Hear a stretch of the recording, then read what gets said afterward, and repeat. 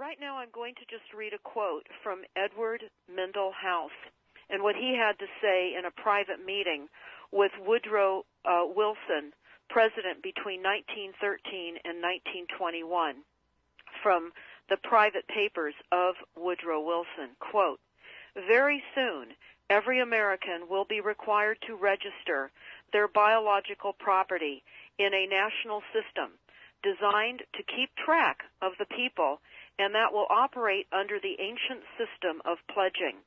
By such methodology, we can compel people to submit to our agenda, which will affect our security as chargeback for our fiat paper currency. Every American will be forced to register or suffer not being able to work and earn a living. They will be our chattel, and we will hold the security interest over them forever by operation of law merchant under the scheme of secured transactions. Americans, by unknowingly or unwittingly delivered the bills of lading to us, will be rendered bankrupt and insolvent, forever to remain economic slaves through taxation secured by their pledges. They will be stripped of their rights and given commercial value, designated to keep us a profit that will be none the wiser. For not one man in a million could ever figure out our plans, and if by accident one or two would figure it out, we have in our arsenal plausible deniability. After all, this is the only logical way to fund government, by floating liens and debt to the registrants in the form of benefits and pledges.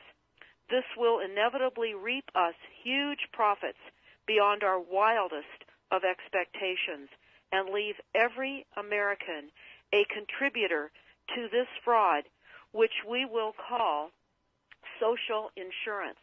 Without realizing it, every American will insure us for any loss we may incur, and in this manner, every American will unknowingly be our servant, however begrudgingly. The people will become helpless, without any hope for their redemption, and we will employ the high office of the President as our dummy corporation to foment this plot against America. Having established plausible deniability, even if people become enlightened that they had a remedy and pursued it, the attorneys, judges, and legislators could claim that they did not understand the people's claims, especially if the technical requirements for achieving it were not followed pursuant to statutory requirements, requiring the public schools to teach civics, government, and history classes out of federally approved, politically correct textbooks written by the publishing houses owned by the owners of the Federal Reserve would assure that the people would not discover the remedy for a long time, if ever.